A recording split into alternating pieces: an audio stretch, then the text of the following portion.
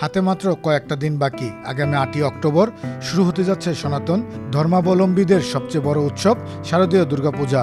এবছর নারায়ণগঞ্জ জেলার 213টি পূজার মধ্যে রূপগঞ্জে 41টি পূজা মণ্ডপে আনন্দঘন পরিবেশে পালিত হবে শারদীয় দুর্গা উৎসব। তবে গত বছর রূপগঞ্জে পূজা মণ্ডপের সংখ্যা ছিল 52টি। শেষ মুহূর্তে প্রতিটি পূজা মণ্ডপে চলছে প্রতিমা তৈরির কাজ। সকাল থেকে রাত অবধি মনের মাধুর্য দিয়ে প্রতিমাকে ফুটিয়ে তুলতে ব্যস্ত সময় পার করছে কারিগররা। আমি দীর্ঘ এটা প্রায় 28-30 বছর ধরে এই কাজে লিপ্ত আছে আর কি। তবে আমি এইখানে নতুন করে কারখানাতে 3 বছর ধরে এখান থেকে বিভিন্ন জায়গায় মূর্তি ছিল আর কি। খালি শুধু দুর্গাপূজা না, ওই অফিসের জন্য কাজকর্ম করি, আর দুর্গাপূজা এলে কামটা একটু চাপ বেশি হয় আর কি। এই 1-1.5 মাস আর কি আমরা এটা খুব চাপের মুখে থাকি আর কি। এই প্রতিমার কাজ আমার জন্মের পরে তৈরি করতেছি। এরপরে এই বছর সরকার সেশন পরে এই কাজটা যেরমিবার একটু দম অনসব বছর কাজের চাপ ছিল বেশি। তো যাই হোক, নেতাবিন্দুকে আশ্বাস দিয়েছে আমরা বয়ে পূজা করবো না, তারা আশ্বাস দিয়েছে পূজা করতাম, অন্য বছর থেকে বেশি পূজা করতাম। তাই আমরা এবার মনে সাহস নিয়ে এই পূজা করতেছি। এই কাজ আমার বাবা করছে, করে আমার ভাই ব্রাদার সবাই এই কাজের সাথে জড়িত। আমাদের মূল পেশা এটাই। কিন্তু এখন মনে করলেন যে কাজের একটু চাপ, এখন এই মূর্তিগুলো সব বাইরে বাইরে যাওয়ানোর কথা আনতে যাইতেছে না। এই জন্য আমরা কারখানায় রং করতেছি।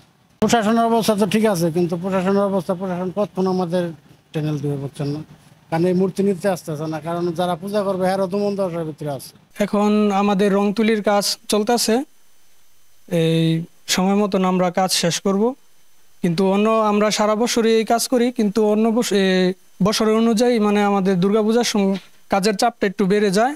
কিন্তু এখন যেহেতু সরকার চেঞ্জ হয়েছে, হ্যাঁ, এর জন্য আর কি একটু কাজের চাপটা একটু কম। আমাদের রূপগঞ্জে এবার 41টি পূজা হবে। গত বছর ছিল 54টি, এবছর 12টি কম।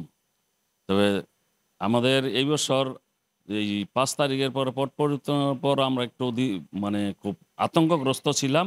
বিভিন্ন রাজনৈতিক দল যেমন জামাত, হেফাজত, আরও যেই মানে রাজনৈতিক দলগুলো আছে সবাই আমাদেরকে আশ্বস্ত করেছে যে বিগত দিনে আমরা যেভাবে পূজা করছেন তার চাইতে আরও এবার মানে আরও অধিক আনন্দের সহিত পূজা করব। সেই কারণে যেমন আমরা প্রশাসনের দিক দিয়ে আমরা কিন্তু মানে শতভাগ আশাবাদী। যেমন আমাদের NSI স্যারের সাথে মিটিং হয়েছে, DC স্যারের সাথে মিটিং হয়েছে, SP স্যারের সাথে আমরা মিটিং করেছি, আমাদের মানে রূপগঞ্জের TNO মহোদয় স্যার ওনার সাথে মিটিং করেছি।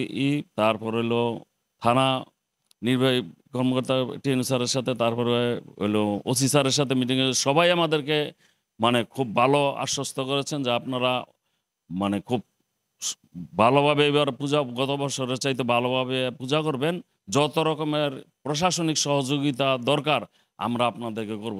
সেই কারণে আমরা মানে আশা রাখি যে বিগত দিনে আমরা যেই উৎসাহ উদ্দীপনায় আমরা পূজা অর্চনা করেছি, এই বছর তার চাইতেও ভালো নিয়ে আমরা অনারম্বর অনুষ্ঠানের মাধ্যমে আমরা এবার পূজা অর্চনা করব। এ ব্যাপারে উপজেলা নির্বাহী কর্মকর্তা সাইফুল ইসলাম বলেন, আমাদের রূপগঞ্জ উপজেলায় আমাদের 41টি পূজা মণ্ডপে এবার দুর্গাপূজা অনুষ্ঠিত হবে। আমরা অলরেডি মিটিং করেছি, আমরা সমস্ত রাজনৈতিক দলের সাথে বসেছি এবং আমাদের যে আইন শৃঙ্খলা বাহিনী যারা রয়েছেন, পুলিশ, র্যাব, আনসার এবং আমাদের বাংলাদেশ সেনাবাহিনী সবার সাথে আমরা মিটিং করেছি।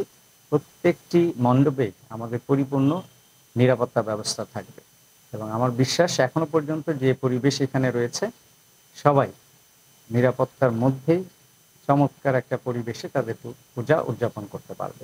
এ ব্যাপারে নারায়ণগঞ্জ জেলার সহকারী পুলিশ সুপার মেহেদি হাসান বলেন, হিন্দু ধর্মাবলম্বীদের যে সবচেয়ে বড় ধর্মীয় উৎসব শারদীয় দুর্গাপূজা অনুষ্ঠিত হবে।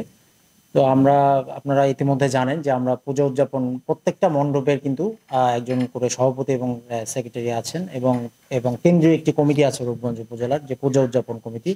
আমরা এই গত শনিবার 28 তারিখে আমরা প্রত্যেকটা মণ্ডপের সভাপতি এবং সেক্রেটারির সাথে আমাদের রূপগঞ্জ থানার কনফারেন্স রুমে আলাদা একটা মিটিং করেছি এবং তাদেরকে আমরা সর্বোচ্চ আশ্বস্ত করেছি যে এই পূজাতে যাতে কোনো রকম বিশৃঙ্খলা বা কেউ কোনো রকম কোনো অপতৎপরতা না করতে পারে, এই জন্য আমরা সার্বক্ষণিক সজাগ আছি আপনারা জানেন যে বাংলাদেশ সেনাবাহিনীর টিম হচ্ছে মাঠে কাজ করছে পুলিশের পাশাপাশি নিরাপত্তার জন্য। এর পাশাপাশি প্রত্যেকটা পূজা মণ্ডপে আমাদের পুলিশ সদস্য তো মোতায়েন থাকবেই, 24/7 আনসার সদস্য মোতায়েন থাকবে।